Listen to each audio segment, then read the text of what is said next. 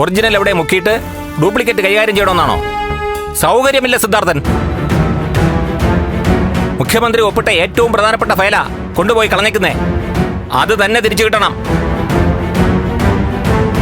ആ ഫയൽ തിരിച്ചേൽപ്പിച്ചില്ലെങ്കിൽ ഉണ്ടാകാവുന്ന പ്രത്യാഘാതം നേരിടാൻ തയ്യാറായിക്കോളാൻ മരുമോളോട് പറഞ്ഞാൽ മതി.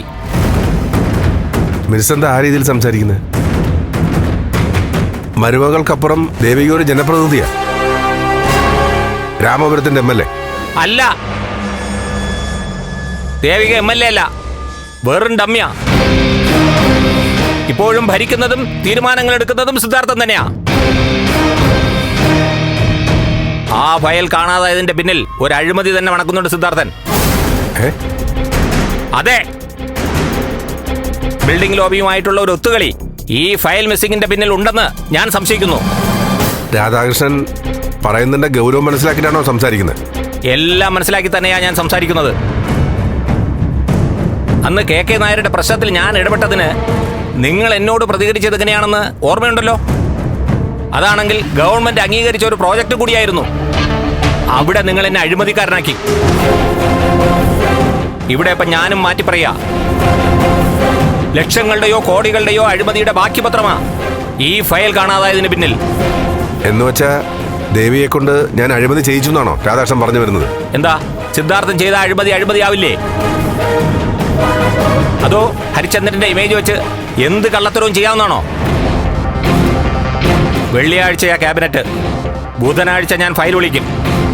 അന്ന് ഫയൽ എന്റെ മേശപ്പുറത്ത് വന്നില്ലെങ്കിൽ ഞാൻ അന്വേഷണത്തിന് ഉത്തരവിടും. ഉത്തരവിടോ താൻ?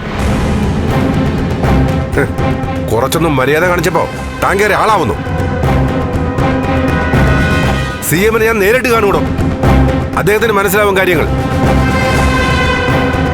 എന്നെ അടിക്കാൻ ഒരു വടി അന്വേഷിച്ചിരിക്കുകയായിരുന്നു താൻ. പക്ഷേ ഈ ഫയൽ വെച്ചിട്ട് എന്നെ ദേവിക്ക് അഴിമതിക്കാരാക്കുന്ന താൻ കരുതണ്ട. പിന്നെ താനും KK നായരും തമ്മിലുള്ള ബന്ധമൊക്കെ ആ പ്ലാന്റിന്റെ കാര്യത്തിൽ എന്തൊക്കെ ഇടപാടുകൾ നടത്തിയിട്ടുണ്ടെന്നും എനിക്ക് വ്യക്തമായിട്ടറിയാം. എനിക്ക് ഹരിചന്ദ്രന്റെ ഇമേജ് എന്ന് താൻ കളിയാക്കിയില്ലേ? ഇമേജ് അല്ലടോ, തന്നെ വെച്ച് നോക്കുമ്പോ ഞാൻ യഥാർത്ഥ ഹരിചന്ദ്രൻ തന്നെയാ. അതിപ്പോ തന്നെ ബോധ്യപ്പെടുത്തി സർട്ടിഫിക്കറ്റ് വാങ്ങേണ്ട കാര്യം എനിക്കില്ല. ഞാൻ കാണും മുഖ്യമന്ത്രിയെ, കാര്യങ്ങൾ നേരിട്ട് അവതരിപ്പിച്ചോളാം. ഇനി ഇങ്ങനൊരു ഇടനിലക്കാരൻ വേണ്ട എനിക്ക്. സിദ്ധാർത്ഥൻ, തന്റെ വെല്ലുവിളി ആരോടാണെന്ന് അറിയാമല്ലോ. ആരോടാ?